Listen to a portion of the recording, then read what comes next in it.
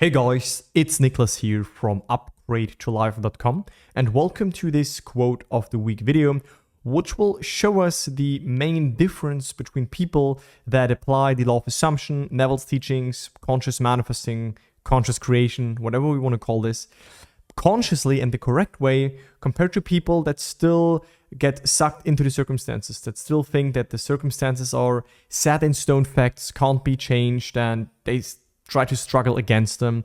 So this is going to be an interesting quote, and with that, let's just dive right into it. Now here's the quote. I'm going to read it, and then I'm going to give you my explanation on that. So Neville said, "The wise and disciplined man sees no barrier to the realization of his desire. He sees nothing to destroy. With a fixed attitude of mind, he recognizes that the thing desired is already fully expressed, for he knows that a fixed subjective state has ways and means of expressing itself of which no man knows.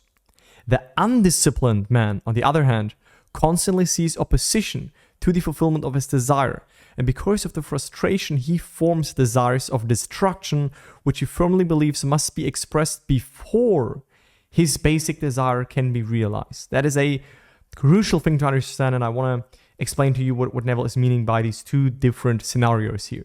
So first of all, he says that the wise and disciplined man, which just means, someone that is aware, that is conscious, that realizes how manifesting, imagination, consciousness, shifting states works, is such a person, right, that has some experiences with the law, that tested it, that sees that, yeah, we can shift into a new state, and therefore a new snippet of experience is basically open to us because we are now in this new identity. Such a person sees no barrier, right, when it comes about to manifesting a goal, right? You can only see a barrier if you think that how life is right now, that is the end, and that is how it is right now, and it can't change.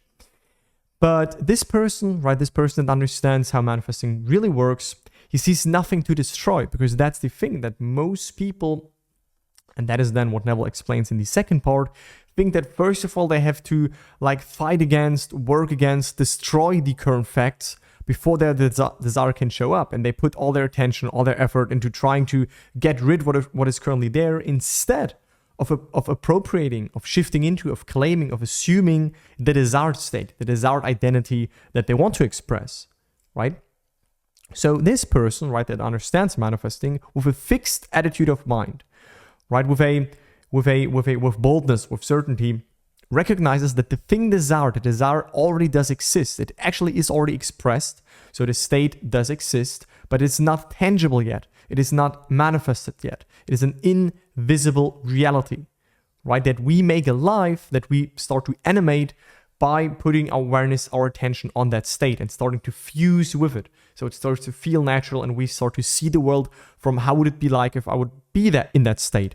How would it be like if I would be that desired version of myself that already has the goal? Because this person knows that such a fixed state, right, such a state that is natural, that it's just the new dwelling place, has ways and means of expressing itself of which no man knows. I do have a detailed video which is called "Let the State Lead." I will link this above right now. This is a crucial video that you should definitely watch after this video, because many people still think that they have to work out ways, that they have to find the perfect, solution, and that they have to, with their mind find, oh, should I take option A or B? And then they worry, what should I do next? All of that stuff will totally become irrelevant if you know how to go to the end and let that state lead. Because like Neville says, that state, right, the state that you shift into has all the ways and means of expressing itself within it.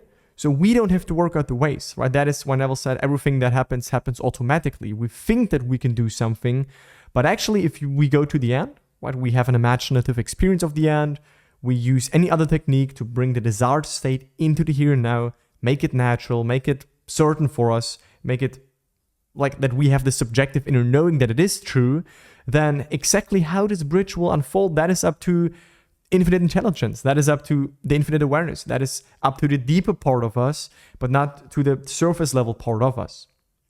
And that is like how the disciplined, Neville calls it like the disciplined man, the wise man, how he is approaching manifesting, right? He sees no barrier. There is no barrier in the realization of his desire. The facts might be, the opposite right now. The facts might showing, things that are not in alignment with what they want, but that is not an issue. They don't take their cue from their facts. Facts are as they are right now. Perfect. But that is not reality. But reality is still where they dwell within. And if they change where they stand within, then this will also, lead to new outer circumstances. And then he says, on the other hand, the undisciplined man, right, the man that's constantly distracted by the facts and the appearances of life and his current circumstances, he all the time sees opposition to the fulfillment of his desire. So let's say there's someone that wants to, build a successful online business, right? I work with some people and they have the desire of that and they do that, but they get no clients this month and they struggle with, their financial management and they don't have enough money saved up and whatever it is. So they see opposition to the fulfillment of the desire. They constantly look at what is. And then because that is really frustrating, right? Of the frustration of that, he first of all thinks that they have to destruct things or get rid of things first before his desire can be realized. So the first thing, okay, I first need to fix this, and that. I first have to find the perfect business plan, the perfect strategy, the perfect way to reach out to this person, the perfect health treatment for myself or whatever it is, before I can finally have my desire realized. And of course, right, on your bridge, sure, stuff will happen and you will be maybe led to go this direction and to this and to that, but you will just do it and feeling while you do it that there is no other way than to do that. There is no resistance to just do that. You won't even think about it. You just do it. And then maybe when you look back to all the events that happened leading up to your desire, you will say, wow, that's interesting. And some things you will maybe even forget that happened leading up towards the fulfillment. But it's not that you first need to, like Neville is saying here, to destruct things or to destroy things or to get rid of things or to focus on these barriers, right?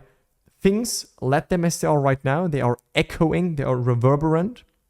They're always, reflecting the internal state.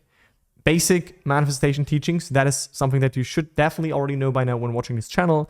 So how can you fight against it if you actually realize that?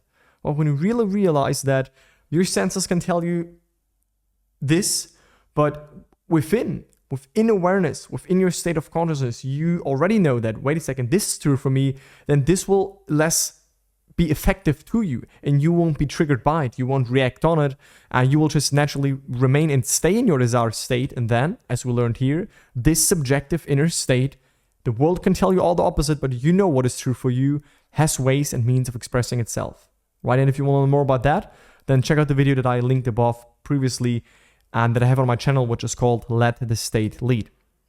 So that's it for this quote, right? That's the difference. The wise and disciplined man that just applies the law of assumption consciously and how it's supposed to be. And the undisciplined man, someone that is, that hasn't realized their creative power within themselves, that is constantly only taking the cue from the circumstances. And of course, then this can lead to a battle. This can lead to staying stuck, not getting ahead, and no matter which life area this is. And yeah, that's my conclusion. So I hope that this little quote helped you. Let me know in the comments down below if you have questions on that, if you learned something from that, if you have maybe quotes that you'd suggest me to make a video on. And with that, I speak to you in the next one. Bye, guys.